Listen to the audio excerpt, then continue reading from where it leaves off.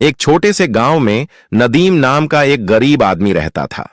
उसके पास मिट्टी का एक घर और ब्रूनो नाम का एक वफादार कुत्ता था।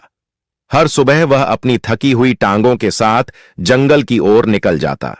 घंटों पेड़ों की टहनियां काटता, उन्हें गठरी में बांधता और बाजार में मामूली दामों में बेचकर वह मुश्किल से एक वक्त की रोटी और थोड़े से खजूर खरीद पाता।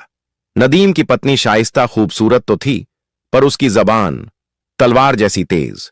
वह गरीबी से तंग आ चुकी थी और वह अपने पति को एक नाकारा, बदकिस्मत आदमी समझती थी। वह हर वक्त ताने देती, उसे नीचा दिखाती।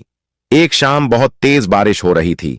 नदीम भीगा हुआ, थका हारा, हाथों में लकड़ियों का गट्ठर लेकर घर पहुंचा। मगर घर के दरवाजे पर जो मंजर था, उसने उसका दिल चीर दिया। शाइस्ता आंखों में अंगार लिए तमतमाती आवाज में चीखी, निकल जाओ मेरे घर से, मनहूस आदमी, अब मुझे तुम्हारी कोई जरूरत नहीं। नदीम सन्न रह गया। हल्की सी कांपती आवाज में बोला, शाइस्ता, क्या तुम होश में हो?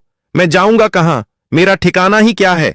शाइस्ता चीखी, जहां मन करे जाओ, अपने कुत्ते ब्रूनो के साथ रहो, वह तुमसे ज्यादा काम का है।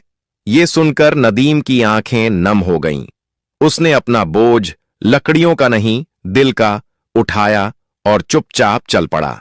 ब्रूनो उसके पीछे चुपचाप चल रहा था, जैसे वह समझ रहा हो कि उसके मालिक का दिल आज बुरी तरह टूट चुका है।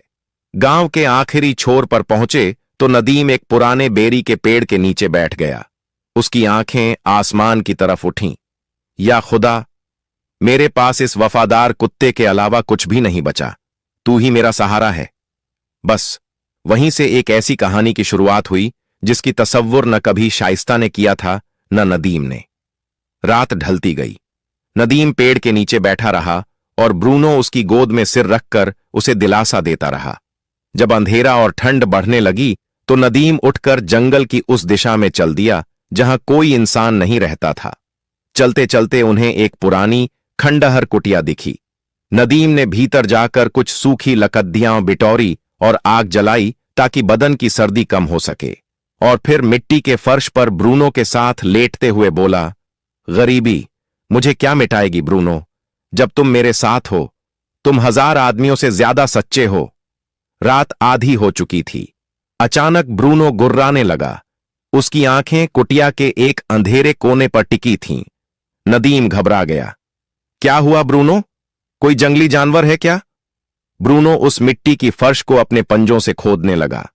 नदीम ने जलती हुई मशाल उठाई और उस कोने में रोशनी डाली। वहां की जमीन ढंसी हुई थी